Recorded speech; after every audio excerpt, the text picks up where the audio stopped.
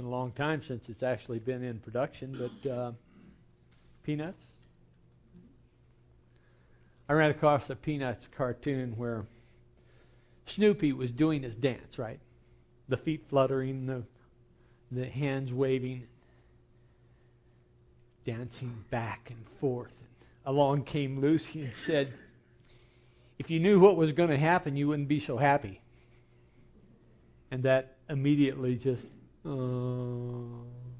Snoopy moved into a different space. How many of you have had that experience where you've been absolutely joyous and someone comes along and pops your bubble? If you knew what was going to happen, you wouldn't be so happy. Well, I'm here to say you have a choice. This week has been, shall we say, an interesting week. It has had many tragedies that have occurred. Perhaps the one that is most in the news for a couple of days was the passing of Robin Williams. But, you know, he's one man. Right? He's one person. There were more atrocities by the fighters of the Islamic State. There were more atrocities in Nigeria. Just this morning there was a news item that the clinic in Liberia that was treating the Ebola victims was broken into, and the patients or the prisoners were released. They were freed of their imprisonment because the people who conducted this raid on this hospital did not believe that Ebola existed. Well, they ransacked the place. They stole mattresses to, I don't know whether, I suppose they're going to sleep on them. Well, good luck with that. But there is a whole list of things for which we could be sad about, that we could grieve about. And, you know, that can take us out of that space of happy into that space of glum. Oh my God, what's going to come up next? So, I'd like to talk to you this morning about how to deal with that. Not necessarily to give you a prescription, but to give you some ideas to consider. Because each person's processing of grief is going to be unique. It's going to be something that you will need to do. You'll need to find out what works for you. And perhaps one or two of these ideas will ring a resonant chord with you. Perhaps not. But let's talk about good grief. Good grief is that grief that allows you to process those losses in an effective, healthy way, so that those losses are acknowledged, so those losses are honored, so those losses are exercise for your strength, that you can move through your next moment with a rededication to that happy dance. Not that the happy dance is so deceitful, but rather there's all kinds of reasons for us to be happy. Take a breath. Wow. Think about all of the processes that go on just in that breathing. All of the things that happen within the body to allow your absorption of that fraction of the gas that was drawn into your lungs. And at the same time that those things that needed to get out of you, specifically the carbon dioxide, is offered back to this that we share. Not that any other particular individual would like to breathe in that carbon dioxide, but nonetheless, it can be processed by our plant friends and recycled. Wow! Think about that. Think about the miracle of this web of life that we are part of. Yes, there are people who are in our lives that are taken from us, either with foreknowledge or surprisingly, perhaps tragically. But think about the other things too. Don't let that loss limit you in your experience in this moment. How many of you saw the Peanuts cartoon that was brought up earlier? Okay. There is in our present moment, Lucy was talking about how she was able to experience the delight of the second. And, here's another second that I can be happy about. And, of course, Charlie Brown said, I can't stand it, right? Well, we can come across to others in our second-to-second happiness, in the practice of the happy yoga. We can come across to others as being, well, downright, what's the word I'm looking for? Give me the word. Annoying, yes.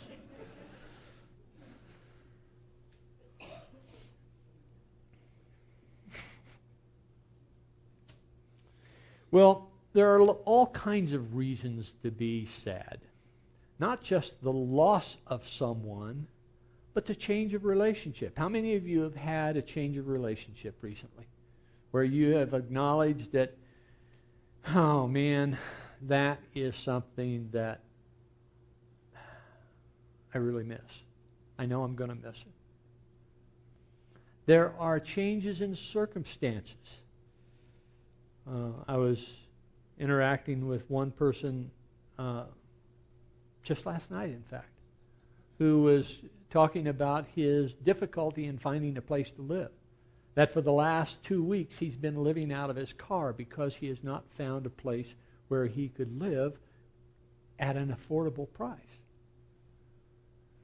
So we have opportunities to be sad, to grieve about many things. But we can actually encapsulate this concept of grief very easily by saying grief will arise when we have a seemingly irrevocable expectation that was not met. We can grieve whenever we have a seemingly irrevocable, unmet expectation. You know, I've talked about forgiveness in the past, about the expectation being the basis of any grievance that we might have. It's interesting that grievance and grief come from the same root word. They are essentially the same. A grievance that is on an irrevocable, unmet expectation, we call a grief. And the process of moving through and transforming that grief is about, first of all, acknowledging what it is that we are not expected to receive. When we have loss of a loved one, we're not expecting to receive that person's companionship, that person's humor, that person's wisdom, that person's day-to-day interaction with us. And indeed, there is great cause for sadness at that loss. When we have a change of relationship, or we have a change in career, or we have a change in living conditions that seem to be irrevocably unhealable, we will have opportunity for grief. But now on the flip side, acknowledging and honoring that condition, acknowledging and honoring that loss does not mean that we need to be imprisoned by that loss, but rather that loss is just a step in our continuing evolution. Because as we learn how to process and to get on with life, we are strengthened by that experience. So how do we do this? How do we look at this? There's a processing that we'll talk about in a moment, but I'd like to set the stage with a passage from Matthew. Jesus and his disciples, it is said, left the crowd and went to a quiet place. And that quiet place the intention was to go there, apparently, and just to get away from the crowds. Well, the crowds this was supposedly early in Jesus' ministry, and the crowds had already heard that this was a great teacher, and that this man had information, that this man had wisdom, that this man was able to heal miraculously. What is this man about to teach? They followed him. And so it is written that the Sermon on the Mount was offered to this gathered crowd. Well, first of all, there were no public address systems. So if there was a large crowd that would assemble, there would be a process in conveying the message, and that message would be conveyed to the group that is within earshot, and then that group, the people at the back, would then turn around and say to the people behind them, this is what he said. And so it is that there is that wave of wisdom that would go through a large assembly, unless they were in an amphitheater, someplace that everyone could hear. Well, I look upon this Sermon on the Mount as an executive summary. You know, in today's business world, when we write a proposal, on the front end of the proposal, we'll put together an executive summary. That's so that the people who are time-pressed can scan the executive summary and see what the proposal includes. So I see the Sermon on the Mount as being an executive summary, because this was not written for at least 50 years after the ministry of Jesus.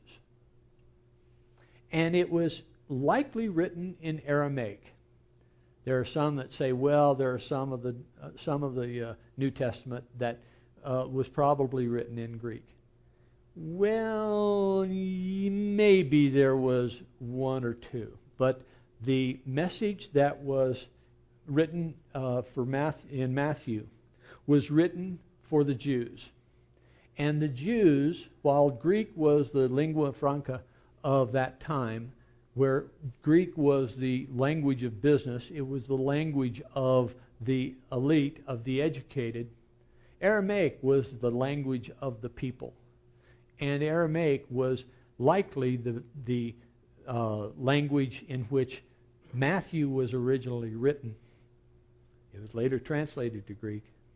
But George Lambza was a scholar. Turns out he was involved with Unity School of Religious Studies back in the 50s, 60s, and early 70s. He lived in Syria. He grew up in Syria, in a village that spoke Aramaic. Virtually the same Aramaic that was spoken 2,000 years prior. So he had a very good grasp of the insinuations, of the figures of speech of Aramaic. And so he wrote extensively on the writings of the New Testament, putting it into the context of what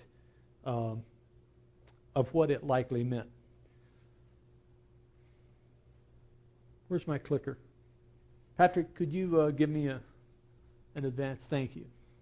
So in the first two passages of the Sermon on the Mount, when Jesus saw the crowds, he went up to the mountain, and after he sat down, his disciples came to him. And then he began to speak and taught them, saying, Blessed are the poor in spirit, for theirs is the kingdom of heaven. Blessed are those who mourn, for they will be comforted. George Lambsa says, well, this passage, blessed are those the poor in spirit, really is about the word roka, R-O-K-H-A. Roka is an Aramaic word that says pride in this context, pride. Blessed are those who have small pride, because theirs shall be, for theirs is the kingdom of heaven. Pride. Pride is an interesting word. My daughter Shannon took Troy up to a photography workshop yesterday in Avon, hosted by John Fielder. John Fielder is a nature photographer here in Colorado, and he was offering this parent-child workshop, first one that he's ever done. And he offered it at a surprisingly inexpensive cost. It was $150 for both the parent and the child for a full-day workshop. And so Shannon and Troy trundled up to Avon yesterday morning for a 9 o'clock workshop. And Troy did very well. For a 5-year-old sitting in a lecture for 2.5 hours, he did very well. Now, he had to be bribed with the promise of a Lego stormtrooper character that Shannon would mail order for him. And he was able to sit through it. And then they went out into the field, and he had his own camera, and they took pictures. And frame by frame by frame, Shannon said you could see how he was improving in his photography. And he came through the day, and it was like she was so proud of him. And she came in this morning, or last night, she came in and she said, you know, I was really proud of him. And she said, can I say that? And she asked me that question because when she was growing up, I would not say to her, I'm proud of you. That word proud has a special level of baggage for me. And that level of baggage for me is that it does two things. Number one, it separates me being proud from God. Because back up please, with pride, there is separation from the kingdom of heaven. Okay, so that's a concept that I've been working with entirely through Shannon's 31 years on this planet. And the second thing is that when I am proud of her, I am unloading a similar baggage on her. Why is that? Because pride is a means of declaring that I am special. I am different. I am above, right? Do you see that? Do you get a sense of that? When you impose that baggage on someone else, what you are doing is you are giving them a ready excuse to separate themselves from others, to qualify themselves differently than others. And so, whether you agree with that concept or not, whether you agree with my parenting approach or not, nonetheless, pride has baggage carried with it. Now, I would tell her that I thought that she did an excellent job, that whatever characteristic came through her performance, I would acknowledge that. So, blessed are those who are poor in pride, for theirs shall be the kingdom of heaven. The next passage. Blessed are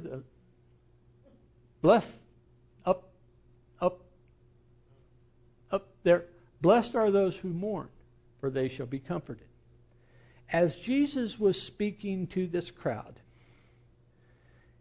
what he probably saw was a group of people that had a great deal of grief on their faces. Average lifetime in those times was about 35.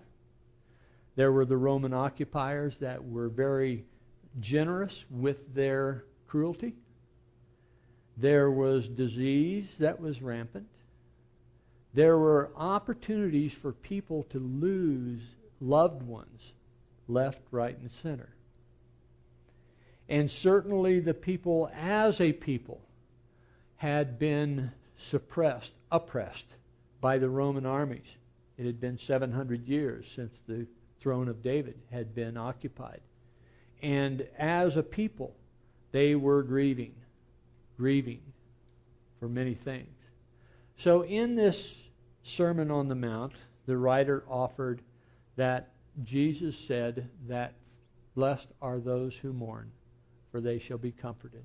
Blessed are those who acknowledge their own shortcomings. Blessed are those who acknowledge their own losses, because in that acknowledgement is the first step to being able to process the grief.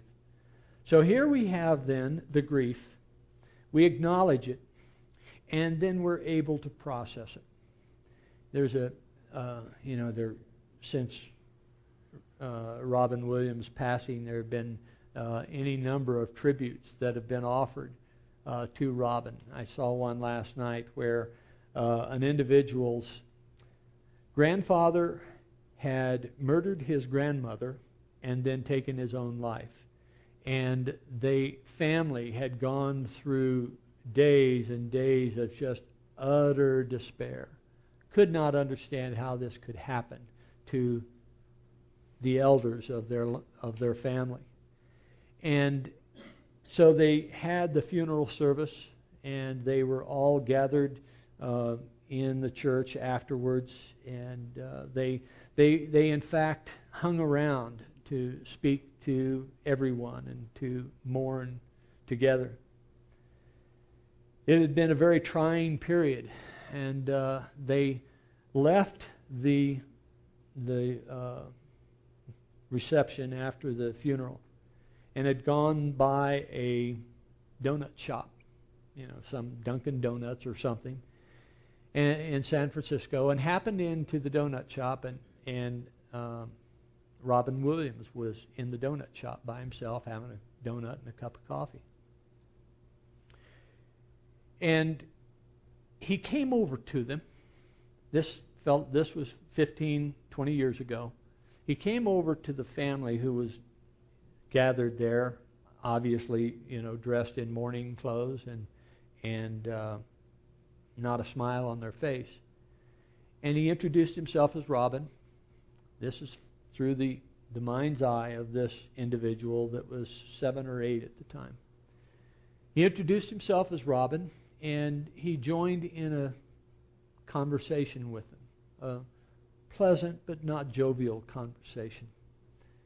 And step by step, he offered a little bit more joy to the group. And this writer said that he remembered that when they left, they were all laughing. It was the first time in days and days and days that any of those faces had been cracked by a smile. So here was a man who was willing to step into the maw of grief and help others be lifted. George Lambsa had this to say about this passage. Under the new order that Jesus was teaching, the people were to pray and work for their salvation. They must learn to love in order to be loved, to forgive in order to be forgiven, to be kind in order to receive kindness, to be merciful in order to receive mercy from their oppressors, to lend to others in order to be able to borrow, and to give in order to receive. All other teachings and attempts had failed to bring peace and comfort. That is, all of their Jewish teachings. And now the people had something practical and permanent to rejoice over and to make them forget their sorrows. The new teacher had given them hope and assurance for a brighter future. As we encounter our grief and acknowledge our grief and then step back and say, okay, I understand that. I acknowledge that. I honor that. What can I be happy about? And there are all kinds of things to be happy about.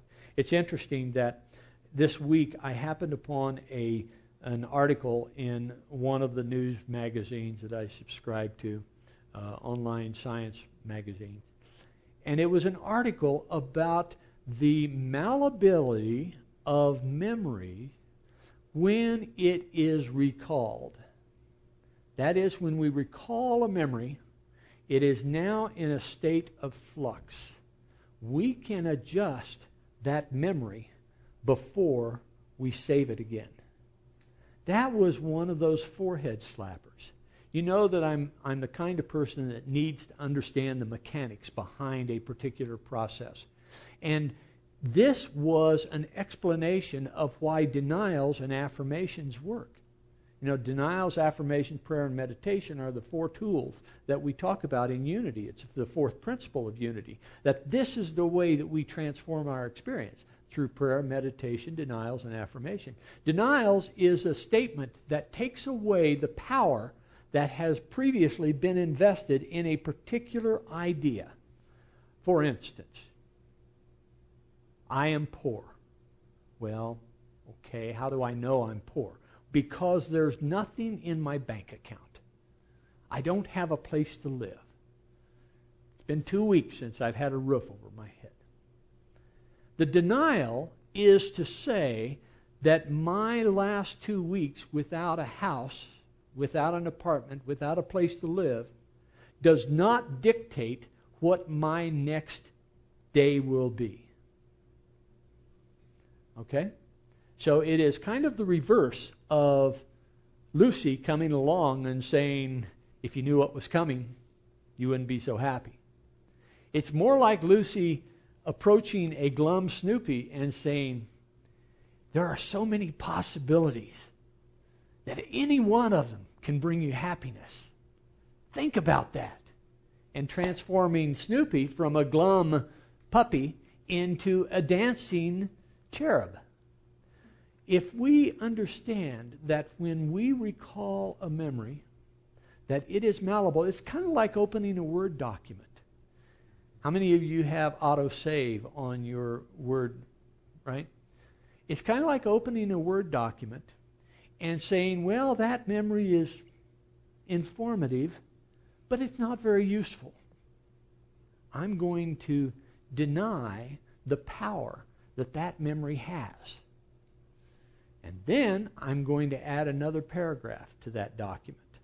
And that other paragraph is going to be an affirmation. And that affirmation is going to be something to the effect of, I see that the right and perfect dwelling is going to manifest in my life now. Okay? You don't need to know how. You don't need to have a prescription. You don't need to set up a task list. What you need to do is you need to affirm that your condition is going to change according to your desires. Okay? So the denial takes away the power. The affirmation reaffirms a new truth for you. Well, this process of reaffirming a new truth is how we are able to address our grief. Acknowledge the grief. Identify what the unmet expectations are. Realize that those unmet expectations are not cast in stone. Yes, we may not, in fact, be able to have a conversation with Dad again. But what did Dad teach me? What is it in my heart that has arisen as a result of my relationship with him? And so it is that we can then affirm those gems in our memory. We can bring those forth. We can acknowledge and celebrate those. And in that process of celebrating those, what we are doing is we are transforming this next instant. As Lucy says, wow, that was a good one. Oh, here comes another one. You see, we have the choice of celebrating this next moment. That was a great deep breath. I feel so refreshed. Wow, look at the smile on that person's face. Ooh. Watch what happens when I smile. Bing! That smile is reflected. Now I can move through my moment, and I can transform each moment, and I can see how I am a party to the joy in that moment. Wow. That sends shivers up my back. My hairs on my arm are standing on it. Because we have the ability to do that. We have the ability to do that. We have the ability to do that. What do? It is our choice. So in this moment, we can make the choice that we are celebrating the breath of God now.